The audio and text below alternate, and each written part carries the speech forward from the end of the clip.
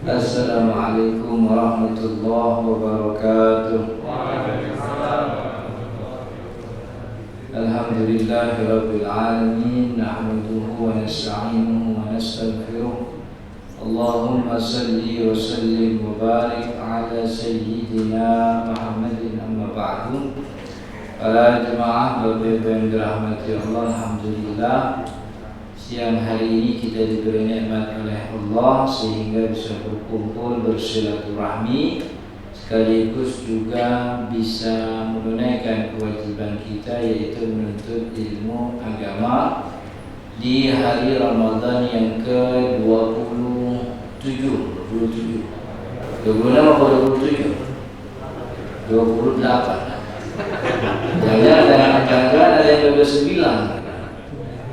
Jadi 26 atau 27 bagi sebahagian teman-teman kita. Mudah-mudahan kita berharap pada siang hari ini apa yang kita pelajari jadi ilmu yang bermanfaat, sekaligus jadi tambahan amal ibadah kita di akhirat, dan juga serta diberikan kepahaman oleh Allah Subhanahu wa taala, dan juga kemudahan untuk terus mengkaji ilmu agama. Salawat dan salam kita sampaikan kepada Nabi Muhammad sallallahu alaihi wasallam beserta keluarga dan juga para sahabatnya, dengan harapan dan doa mudah-mudahan kita termasuk orang yang mendapatkan syafaat Rasul sallallahu alaihi wasallam di hari kiamat nanti. Amin ya rabbal alamin. Para jemaah Bapak Ibu dirahmati Allah, materi kita yaitu berkaitan tentang zakat. Jadi sebenarnya materinya umum, serba-serbi zakat. Cuman karena momennya dekat Idul Fitri, kita bahas salah satu jenis zakat, yaitu zakat al-fitr. Yang benar nyebutnya zakat al-fitr apa zakat fitrah? Bapak-bapak kira-kira nyebutnya apa? Zakat fitrah atau zakatul fitri?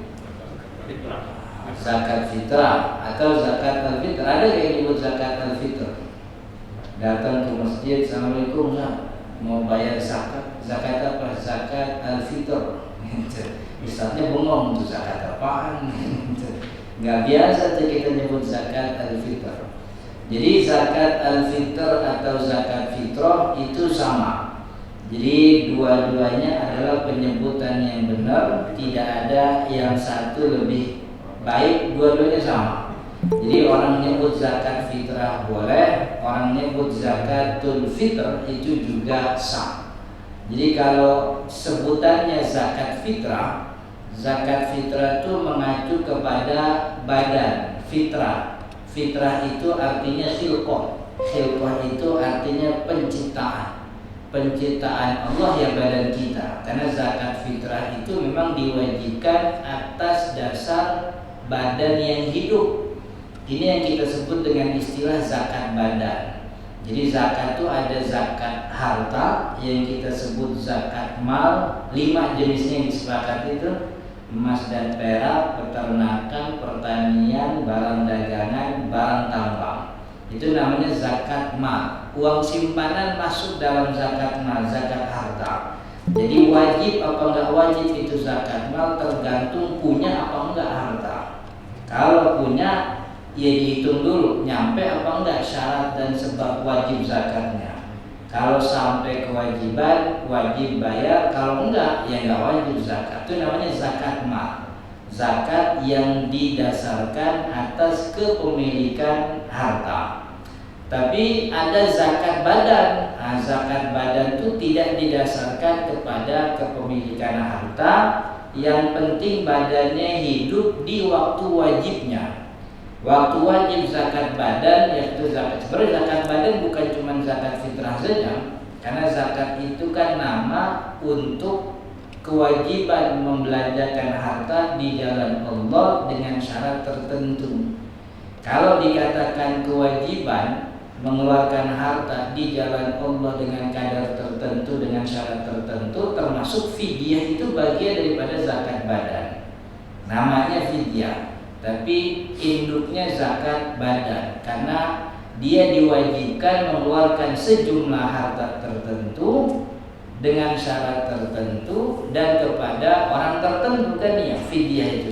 dia nggak puasa misalnya, atau sebab dia melalaikan kewajiban sampai masuk Ramadan selanjutnya, atau dia tidak berpuasa karena khawatir terhadap bayinya bagi ibu hamil atau menyusui.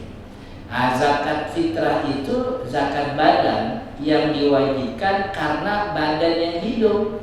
Makanya zakat fitrah itu anak kecil juga wajib zakat. Bahkan anak bayi yang baru lahir wajib zakat fitrah. Termasuk budak, kalau masih ada budak. Budak itu kan jangankan baju yang dia pakai, badannya sendiri dia nggak punya itu, budak itu.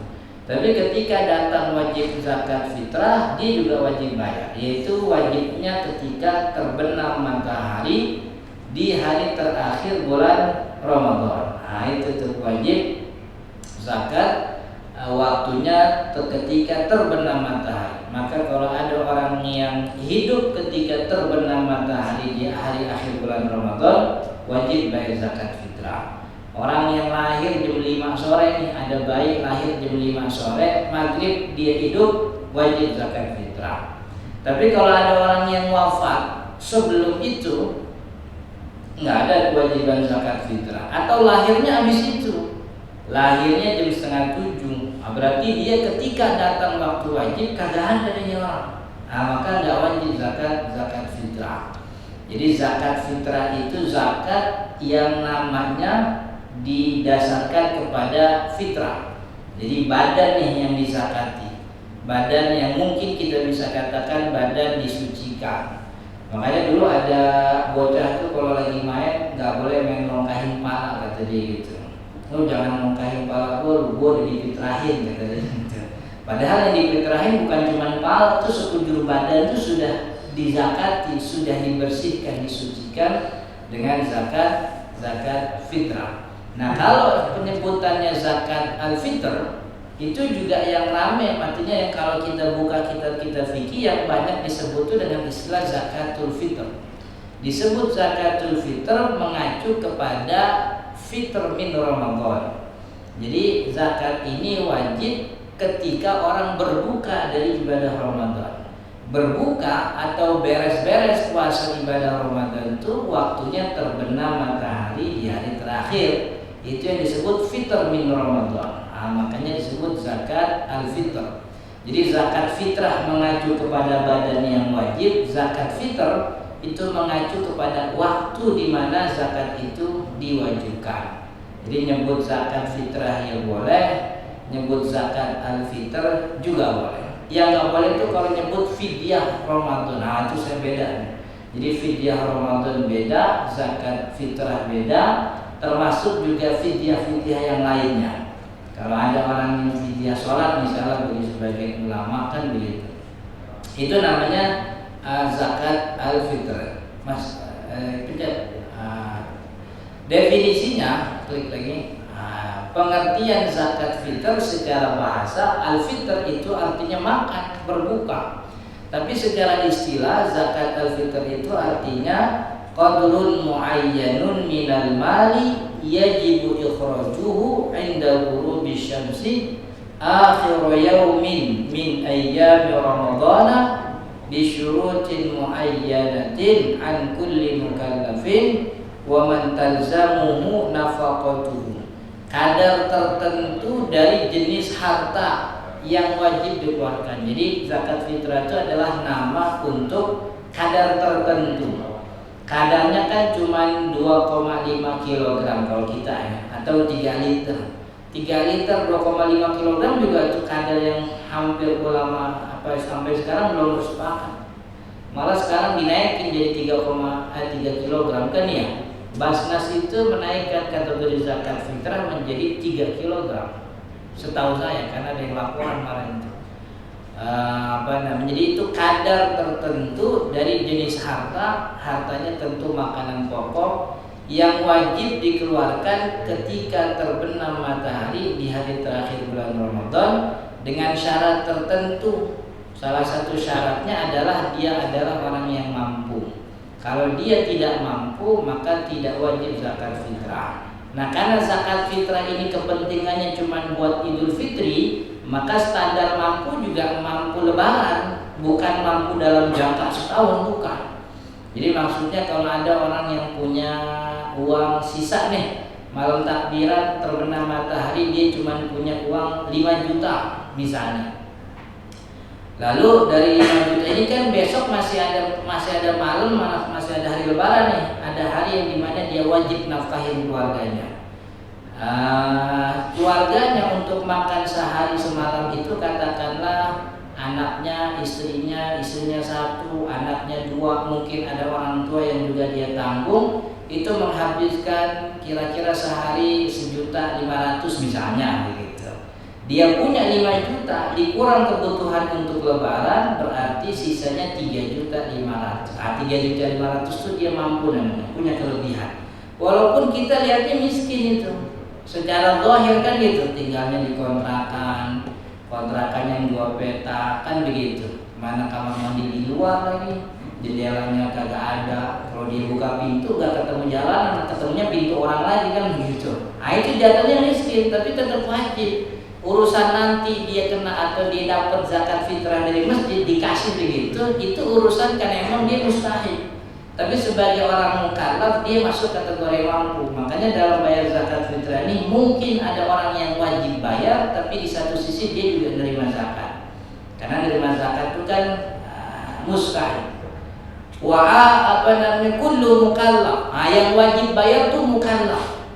Katanya anak kecil wajib. Anak kecil wajib, cuman bukan dia yang bayar. Yang bayar tuh mukallaf yang dia nafkahnya ditanggung, yaitu bapaknya. Ya kalau mungkin ditanggung sama abangnya ini ada anak kecil nih. Anak kecil kita ajarin nabung lah, nanti ya kalau ada wajib zakat bayar misalnya. Ditabung udah nyampe tabungannya 50.000, datang hari terakhir Ramadan dia mau bayar zakat fitrah nih. Ini anak kalau bayar zakat fitrah sendiri kagak izin sama orang yang menafkahinya, jatuhnya sedekah, bukan zakat fitrah. Karena zakat fitrah nggak wajib bagi anak ini. Zakat fitrah wajib bagi bapaknya itu yang nafkahi. Maka kalau ada, misalnya kita juga punya anak nih, anak yang mungkin kuliah jauh di daerah bukan Jakarta, di Bandung, lalu dia ngerasa ngerepotin kalau cuma zakat fitrah minta sama orang tua, dia bayar zakat sendiri, itu nggak boleh. Bukannya nggak boleh, boleh aja, duit dia kan terserah dia. Cuman jatuhnya sah apa nggak sah. Karena orang yang masih ditanggung nafkahnya tidak wajib bayar zakat fitrah, kewajiban ada bapaknya, ada pada orang yang wajib nafkahi. Kecuali sebelum bayar dia telepon bapaknya, Pak, Ma, di sini Ade bayar zakat fitrah ya, gitu. Ade punya duit, punya Ma, gitu. Bayar zakat fitrah di mana? Di masjid samping kampus misalnya begitu. Itu sah begitu. Karena udah dapat izin, jadi kewajibannya diserahkan kepada orang tersebut. Tapi kalau anak itu langsung bayar aja, gitu, itu nggak jadi zakat, tuh jadinya sedekah biasa. Orang tua tetap wajib bayarin zakat fitrah buat orang-orang yang ditanggung, termasuk orang tua. Kan orang tua kan tanggung nafkahnya sama anak. Kalau orang tua sudah sepuh, nggak lagi mampu bekerja, tidak punya pemasukan, yang wajib nafkahi adalah anaknya. Kalau nggak punya anak, yang wajib nafkahi kerabatnya, adiknya, abangnya. Kalau nggak ada juga keponakannya, begitu. Jadi begitu juga sama, kita punya anak, kita yang nafkahi. Lalu kita punya keponakan, orang tuanya udah meninggal, kita juga nih paman yang wajib menafkahi. Maka orang-orang yang wajib kita nafkahi, nggak wajib dia bayar zakat, tapi kita yang wajib bayar, gitu. Jadi di rumah ada berapa orang yang kita nafkahin? Ada anak 5, orang tua 2, 7 orang, sama kita 8 tuh bayar. 8 kali 2,5 kilogram, lumayan tuh, 40 kilo kan gitu. Beli 4 karung yang 100.000 tuh kan gitu. Itu kewajiban kita, karena yang wajib itu adalah yang menafkahi gitu. Maka pesen anak kita, nah kalau mau bayar zakat lapor dulu gitu. Atau biarin dia bayar zakat tanpa izin nggak apa-apa, cuman kita di sini bayarin untuk semua orang yang wajib kita nafkahi. Tapi kalau ada anak yang sudah balik dan dia sudah bekerja, sudah mampu, udah lepas tuh tanggung jawab. nafkahnya bukan nama kita lagi, ya nafkah sendiri dia. Misalnya anak kita lulus SMA, kuliah, lulus, bekerja, berarti kan udah punya penghasilan, udah punya pemasukan. Kita udah gak nafkahi lagi.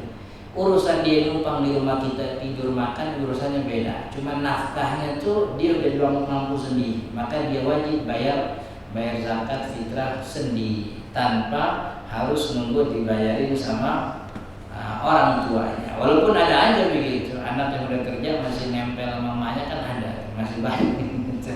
Mamanya kondangan aja dia ikut begitu. Padahal udah kerja ya. Terus lanjut klik lagi masyru'iyah. Masyru'iyah itu pensyariatan bahwa Nabi Muhammad SAW kata Sayyidina Abdullah bin Umar radhiyallahu anhu, Nabi Muhammad SAW mewajibkan zakat fitrah bulan Ramadan kepada manusia sa'an sebesar 1 sa' daripada tamar kurma, atau sa'an atau 1 sa' syair daripada syair. Syair ini kayak ini ya, apa namanya, jelai. Kalau kita di sini apa namanya itu? Iya jelai kan begitu. Dulu orang-orang Arab, orang-orang Jazirah bikin roti adonannya dan jadi dari syair. Jadi syair itu adonan roti. Jelai yang menjadi adonan roti. Ala kulli hurrin, untuk setiap orang merdeka, au abdin atau budak, zakarin laki-laki, au unsa atau perempuan, minal muslimin daripada orang muslim. Jadi semuanya tuh budak wajib zakat fitrah, merdeka apalagi. Berarti budak yang bayarin siapa? Budak yang bayarin tuannya. Karena kan badan dia punya tuannya, baju dia punya tuannya, makan minumnya juga dari tuannya begitu. Maka kalau budak nih lagi di jalanan dikasih, katakanlah ada orang sedekah kambing, ada orang sedekah makanan, itu harus kasih ke tuannya tuh. Termasuk juga lukoto. Ini budak nih lagi iseng tiba-tiba jalan ke Sandung, misalnya nih masih ada budak misalnya. Kan syariat budak dari dulu sampai sekarang gak pernah dihapus. Suatu waktu mungkin aja kejadian kan ya. Salah satu hal yang menjadikan perbudakan itu kan peperangan. Jadi tawanan itu jadi budak. Ya tentu kita yang menang punya pilihan. Mau ditawan jadi tawanan silahkan, mau dipekerjakan jadi budak yang gak ada masalah, atau mau dibebasin aja sekalian. Udah bebasin aja, ini orang-orang pintar, mending hukumannya suruh ngajar anak-anak kita kan begitu. Sebagaimana Nabi Muhammad SAW itu mengajarkan pertawanan perang Badar, diminta oleh Nabi untuk mengajarkan kaum muslimin tentang baca tulis dan seterusnya itu. Gitu. Jadi syariat budaknya belum pernah dihapus. Satu waktu ini budak lagi jalan iseng tahu-tahu kesandung dia. Rupanya dia kesandung emasnya gede, wah begitu tuh. Itu kesandung emasnya lukoto. Lukoto ini barang temuan, wajib dikembalikan, wajib diumumin. Nah kewajibannya bukan sama budak, yang wajib ngumumin tuannya itu. Kalau budaknya lapor, tapi kalau budaknya nggak lapor ya jadi dosa itu budaknya begitu. Jadi budak itu milik tuannya. Maka ketika datang wajib zakat fitrah, yang wajib bayar zakat adalah tuannya begitu. Kemudian selanjutnya siapa yang kemudian wajib zakat fitrah? Yang pertama wajib zakat fitrah adalah orang pertama Islam. Maka kalau dia adalah orang artinya ketika datang nih waktu ada orang yang waktu maghribnya non muslim, lalu datang dia maghrib, setelah salat maghrib datang ke masjid minta diislamkan oleh imam, oleh ustaz. Berarti nggak wajib zakat fitrah. Kenapa nggak wajib? Kan dia malam takbiran udah Islam. Tapi ketika waktu wajib itu ketika terbenam matahari. Ketika terbenam matahari di hari terakhir Ramadan, dia statusnya bukan muslim, dia orang non muslim, begitu.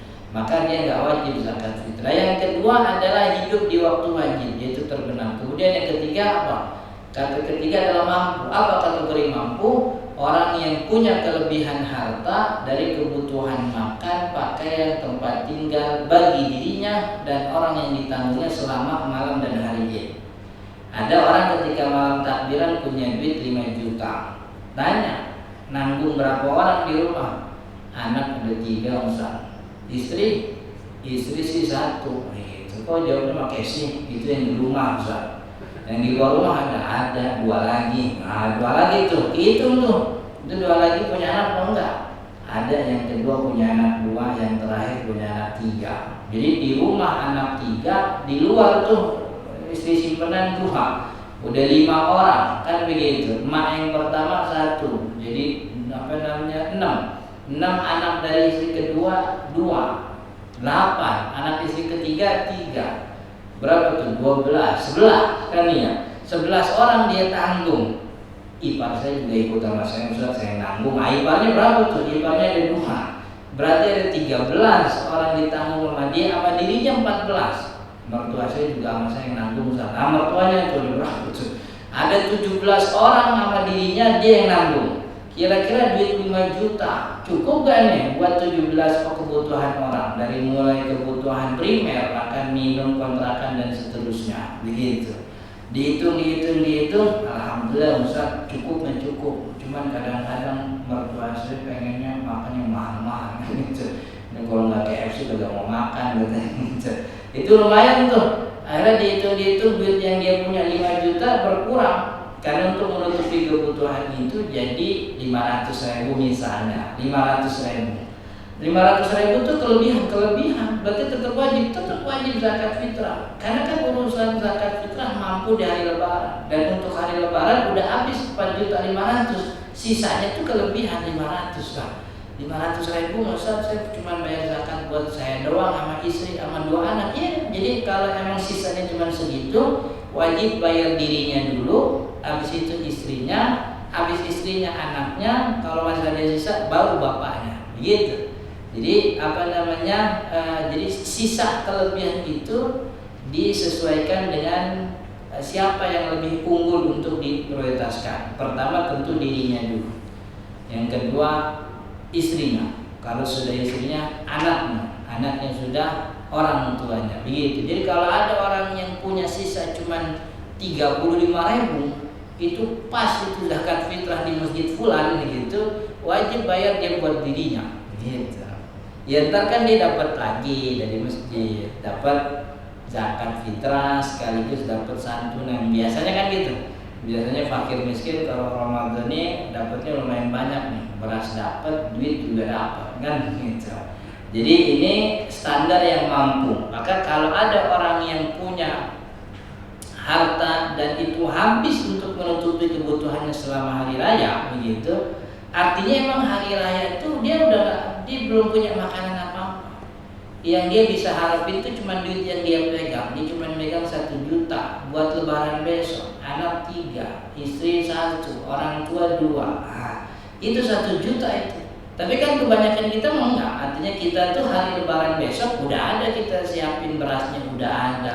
Ketupatnya juga untuk kita beli dari malam 29 kan gitu. Jadi uang yang ada itu memang sudah lebih daripada kebutuhan. Karena kebutuhan hari Id itu sudah tercukupi, sudah terpenuhi jauh sebelum Ramadan, jauh sebelum Idul Fitri itu datang. Kemudian selanjutnya apa yang dibayarkan? Jenis zakatnya terus. Klik lagi. Ada lagi nggak? Ini nggak nyambung. Terus. Titiknya kurang cocok. Nah, jadi yang disebutkan oleh Abu Sa'id Al-Khudri radhiyallahu anhu bahwa dulu kita ketika zaman Nabi Muhammad hidup bayar zakatnya tuh pakai 5 jenis tuh. Pertama kita bayar zakat pakai gandum, zakat fitrah. Yang kedua pakai kurma, yang ketiga pakai jelai, yang keempat kismis, yang kelima jamit, akid. Akid itu jamit, itu biasa dipakai sama orang-orang Lebanon. Orang Lebanon itu susu sapi, kemudian diapain begitu sehingga dia jadi kayak keju. Cuma bukan keju, dia kenyal-kenyal gitu. Nah, jamit itu bisa disimpan lama tuh, nanti bisa diolah jadi roti, bisa macam-macam jadi makanan pokok, itu namanya jamit. Jadi susu yang diawetkan gitu. Kalau orang Austria kan susu jadi keju, orang Lebanon itu susu jadi akid, jadi jamit gitu. Itu juga jadi mereka bayar dengan itu. Jadi 5 ini disebut sebagai makanan pokok, dan sifat makanan pokok yang 5 ini adalah satu lagi bisa disimpan lama karena di barang mentah. Maka jumhur ulama 4 mazhab termasuk Imam Syafi'i di dalamnya bahwa zakat fitrah itu jenisnya adalah makanan pokok dan makanan pokoknya adalah bahan mentah. Ya kalau kita tentu makanan pokoknya nasi, maka mentahnya beras gitu. Kalaupun ada orang yang makannya nasi merah Ustaz, jadi bayar zakat tuh makanan pokok kebanyakan orang, bukan makanan pokok dia. Jadi ada aja kan orang yang makannya nggak beras, makannya roti, kayak jagung. Ada yang makannya mie instan tiap hari, kan jadi kayak makanan pokok. Kan nggak mungkin dia bayar zakat pakai kardus Indomie isinya, kan nggak. Jadi bayar zakat dengan makanan setempat, gitu, setempat. Dan katakanlah dia memang orang luar, bukan orang Indonesia nih. Cuman kebetulan mukimnya di Indonesia. Tiap hari makan makanan Amerika, misalnya keju misalnya makanan pokoknya. Jadi tetap dia walaupun tinggal di Indonesia, lidahnya itu masih lidah luar negeri. Nah, tetap kalau dia pun wajib bayar, dia wajib bayarnya pakai makanan setempat, begitu. Karena wajib zakatnya di tempat di mana dia mukim, dan dia mukimnya adalah di tempat yang kebanyakan orang-orang makanan pokoknya adalah beras.